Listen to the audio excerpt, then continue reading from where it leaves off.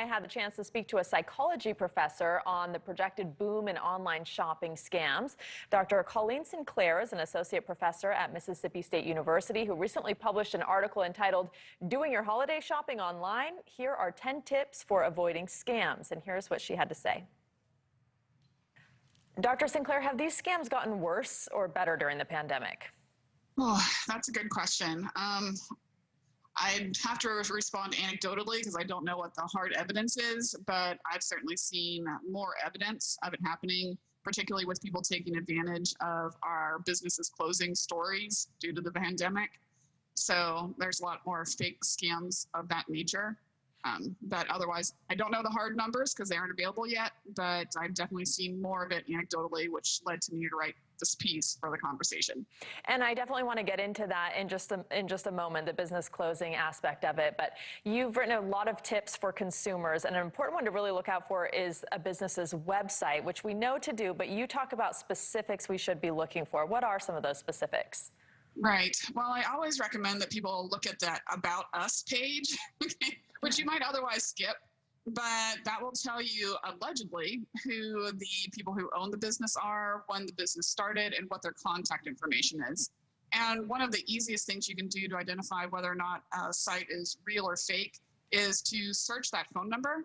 And if it is something that is listed as suspicious by the Better Business Bureau, because there's like multiple businesses associated with the same phone number, that will come up. And so that's one of the ways you can screen really quickly to find out if a business is legit or not. Of course, if it doesn't have any About Us page, that's also a big sign. Okay, good tip.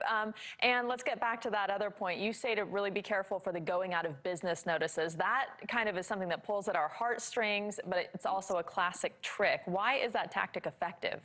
Well, it's important to note that American businesses using those stories, that's actually illegal. So whenever it's happening and it's international businesses, they're not subject to the same laws that we are. And so while there are plenty of businesses legitimately actually going out of business, what you'll see is a lot of them that's popping up on Instagram or Facebook, where they claim, they usually use a lot of really sad face emojis to say that they're going out of business. But then when you look at the actual details of when their website started or when their Facebook page started, it started during the pandemic.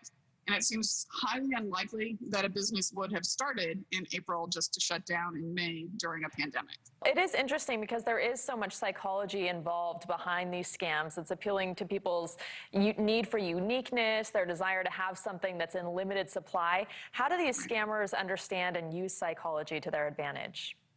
Well, I'm not sure if they understand them as much as they use what has been working for a while. So Robert Cialdini, who's a big name in social psychology, did research with marketing and looked at all the different techniques that are used by legit marketers that can also then be taken advantage of by unscrupulous people. And so, yeah, the whole scarcity thing, that's a big one.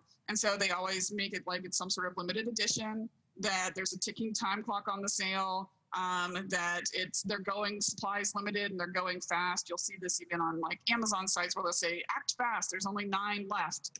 But inevitably, if you wait, then they get a new supply and then there's another 15. So that's just something that is made to make us think like this is something if we miss out on, we're going to feel bad. And I can go into the psychology of why scarcity works, but I give the examples often of diamonds. Diamonds are valuable in part because they're scarce. Otherwise, they're just really pretty rocks, right? Mm-hmm. Well, thank you so much for your time today, Dr. Sinclair. We appreciate having you. No problem. Hoping to help people on this Black Friday.